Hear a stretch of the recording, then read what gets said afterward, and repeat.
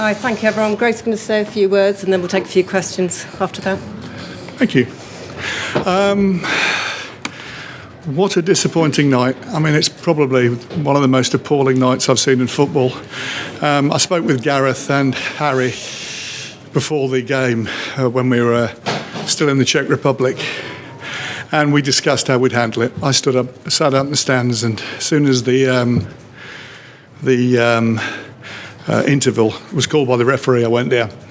And I talked to Gareth at half-time to establish the facts. He said the players heard monkey chanting, reported at the ref came over, stopped the game, announcement.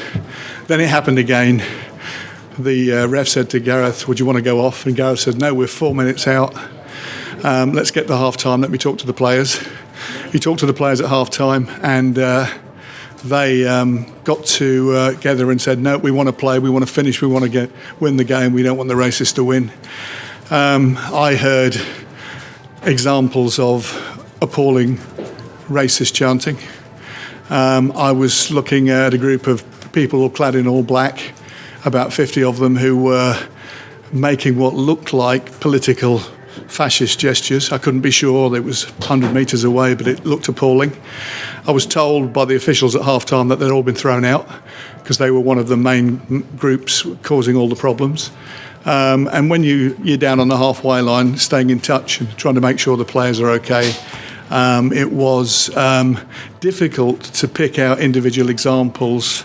And UEFA, who I've spoken to throughout the game at half-time and at the end of the game, will be carrying out a thorough investigation, not just what the ref saw and what the officials around him saw, but also live footage, witness statements to make sure that this appalling scene of terrible racism is treated appropriately. But they need to establish the facts and then they need to deal with it. Do you think it was handled correctly on the night as well? It could possibly be handled in very minor circumstances? It is always very difficult because when I was at other games where people are saying, is that racist chanting? So you have to make sure that you don't overreact. But when the players are reporting it to the referee, because they're in close proximity to the crowd, and they talk to the referee and they talk to the manager, and I heard it on a number of occasions. I was wanted to make sure, and we had beforehand said, Gareth, whatever you decide to do, you'll have our support. And I talked to him at the half-time whistle, and he felt it was being handled appropriately and that they were getting the right level of support from UEFA and the referee. So he's now with the team, which is why I'm here. He wants to make sure that the welfare of the team and the people around the team is being respected. He's given him a chance to talk about how they feel, and he'll obviously be up to talk to you guys about the football, which is what we'd like to be talking about after this. Just in the instant when there was a bit of a breaking play, around the само за българските журналисти да преведете кой е този човек, какво прави тук и защо? Excuse me, would it be okay just to let me translate for a moment? Of course. Thank you. Здравейте, колеги! Пред нас е Грег Кларк, който е президента на Английската федерация. Тук е с нас тази вечер, за да говори за инцидентите, расистските инциденти, които се случиха. Според него това е била една много разочароваща нощ. Още преди матча е говорил с треньора на отбора Гарет и с Хари Кейн и спиране на играта, което не беше обявено от диктора. Дали това се счита за втора стъпка от процедурата за расизъм на UEFA? My belief is no. I spoke to the UEFA delegate, to the referee, after the game with Gareth, and they explained how the process worked. The second was more of a discussion of the players reporting more examples of racist chanting, and the referee then going to Gareth and asking, well, do you want to take the players off? And he asked to finish the first half and give him a chance to talk to the squad at half-time. Неговото мнение е, че не. Говорил е както с треньора на отбора, така и с делегата на матча. Те са му обяснили какво точно се е случило и че е била преценка, която са заедно са взели, че е желателно да да играят поне до края на полувремето и след това вече да вземат крайно решение. Greg, will the likes of yourself and some of the players who are targeted be willing to provide written statements to you as part of the investigation? Could you translate? Играчите, които по някакъв начин се почувствали засегнати от това нещо, имат ли намерение да пишат официални доклади до UEFA?